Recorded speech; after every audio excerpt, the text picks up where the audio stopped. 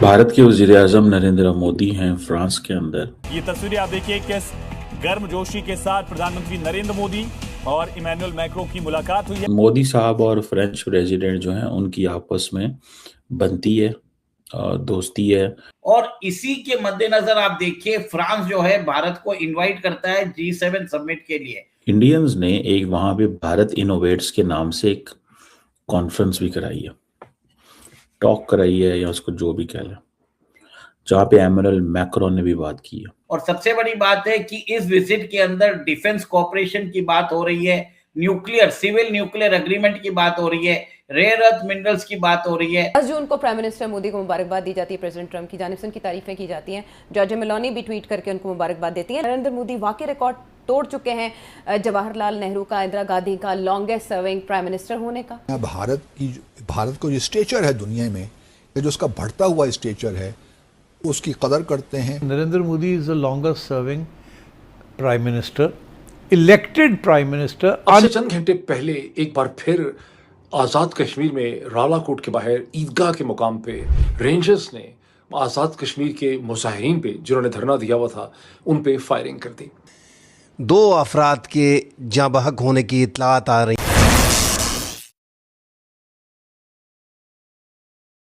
वज़ीर-ए-आज़म नरेंद्र मोदी हैं फ्रांस के अंदर, और कुछ इम्पोर्टेंट डेवलपमेंट्स हैं वहाँ पे जो हुई हैं, जो हो रही हैं। एक तो जारी बात है, जैसे कहते हैं ना, नज़र आ रहा है कि कहीं ना कहीं पे नरेंद्र मोदी और डोनाल्ड ट्रंप की मुलाकात हो रही है। दूसरी तरफ इंडियंस ने एक वहाँ पे भारत इनोवेट्स के नाम से एक कॉन्फ्रेंस भी कराई है, टॉक कराई है या उसको जो भी कह लें, जहाँ पे एमरल मैक्रोन ने भी बात की है कि भारत इनोवेट्स इन नीज। बड़ा ज़बरदस्त खूबसूरत इलाके हैं वैसे। जब भी साउथ ऑफ फ्रांस का जिक्र आता है मैं इमोशनल हो जाता हूँ थोड़ा सा। बहुत खूबसूरत है, बहुत खूबसूरत है। और जैसे कहते हैं ना, दिल करता है कि बंदा इसी इलाके में अंदर ही रहे। इतना ज़बरदस्त खूबसूरत प्यारा इलाका है ये, नेचर हर लिहाज से कर देगा। और महंगा भी बहुत ज़्यादा, सुपर एक्सपेंसिव। ये वो थोड़ा मोटा नहीं, बहुत ज़्यादा महंगा है। तो वो एक अपनी जगह पे उसके। चलो, बहरहाल जो इंटरेस्टिंग बात है वो ये है कि वहाँ पे जो फ्रेंच प्रेसिडेंट एमैनुअल मैक्रोन ने बात की है वहाँ पे, असल में तो इंडिया और फ्रांस का जो पार्टनरशिप है वो बहुत बड़ी मजबूरी है। इंडिया को वेस्ट में लिंक चाहिए और फ्रांस को आउटसाइड द वेस्ट एक बड़ा लिंक चाहिए, बिजनेस, इकोनॉमी, ट्रेड के हवाले से। ये 3 डेज ग्लोबल समिट हो रही है नीस के अंदर, और कहा जा रहा है कि इसका पहला जो एडिशन है वो यहाँ पे हो रहा है, कि जहाँ पे 120 इंडियन डीप टेक स्टार्टअप्स जो हैं वो वहाँ पे हैं। अच्छा, एक और बात भी बताऊँ, एक है ये अल्फाज, एक है actual Indian ability to transform all that. एक ये भी चीज़ है, इसको भी जहन में रखना चाहिए कि जो एबिलिटी है इंडिया की, फॉर एग्जांपल इंडियंस ये सोच रहे हैं, वहाँ पे ये बात हो रही है कि इंडियन जो हैं वो अमेरिका के जो एआई बिजनेस है या जो मॉडल्स हैं या उनका क्यों फ़ायदा नहीं उठा पा रहा। उसकी वजह यह है कि Indians are not in that position कि वो उससे फ़ायदा उठा सकें। और ये चीज़ें जो है ना वो they are in front of us. दूसरी जो चीज़ है जो समझने वाली है, ठीक है, वो ये है कि कहीं ना कहीं पे इंडियंस ये महसूस करते हैं कि हमें जो हमारा जो वेस्ट में लिंक है वो फ्रांस है, बाकी तो सारे ठीक है, हर मुल्क में उनके बारे में एक ये तासुर है कि वो बिजनेस करना चाहते हैं, वो बिजनेस है, वहाँ पे प्रोडक्शन की जा सकती है, चीप लेबर मिल सकती है, वहाँ से वो सारी चीज़ें हो सकती हैं इन चीज़ों पे। लेकिन वो ये समझते हैं कि भाई अब ये सारी चीज़ें जो हैं वो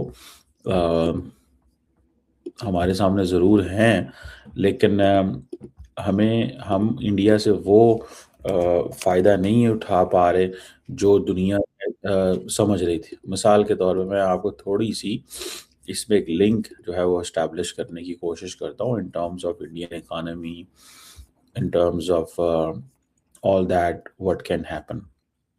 मिसाल के तौर पे इंडिया के अंदर जो नेट एफडीआई जो थी वो $44 बिलियन थी, ठीक है जी, पिछले 5 सालों में। अब वो $0.4 बिलियन हो गई।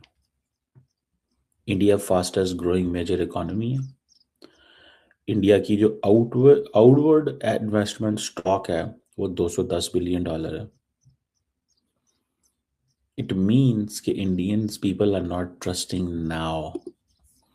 अब लोग उस पर ट्रस्ट नहीं कर रहे, ये एक तासुर बन गया है। इसी के मद्देनजर आप देखिए फ्रांस जो है भारत को इनवाइट करता है G7 समिट के लिए, और सबसे बड़ी बात है कि इस विजिट के अंदर डिफेंस कोऑपरेशन की बात हो रही है, न्यूक्लियर सिविल न्यूक्लियर एग्रीमेंट की बात हो रही है, रेयर अर्थ मिनरल्स की बात हो रही है, और फ्रांस चाहता है भारत और फ्रांस के बीच में जो स्टूडेंट एक्सचेंज है वो बढ़ाया जाए, और वो चाहता है कि 30,000 इंडियन स्टूडेंट्स जो है फ्रांस में स्टडी करे by the end of 2030।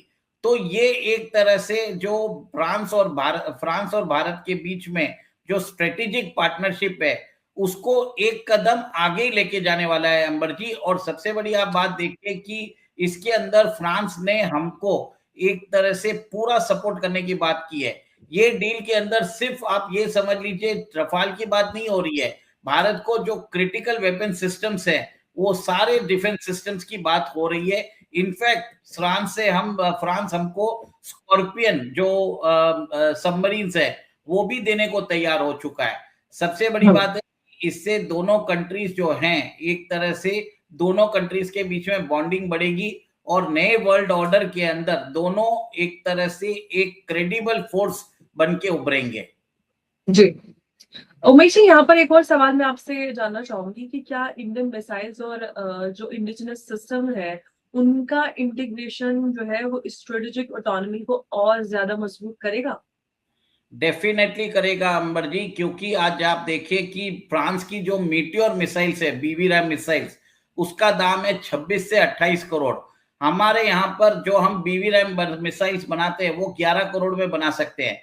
Internal जो वेपन्स इंटीग्रेशन होता है, तो जैसे जैसे हम अपनी मिसाइल्स को डेवलप करेंगे हम फ्रांस की इजाजत लेने की जरूरत नहीं है। हमने फ्रांस से जो रफाल का सोर्स कोड नहीं मांगा है, हमने फ्रांस से एक चीज मांगा है कि आप हमको वो API दे दीजिए जिसके थ्रू एयरक्राफ्ट का जो OS है और उसके अंदर हम अपने वेपन्स को इंटीग्रेट कर सकते हैं।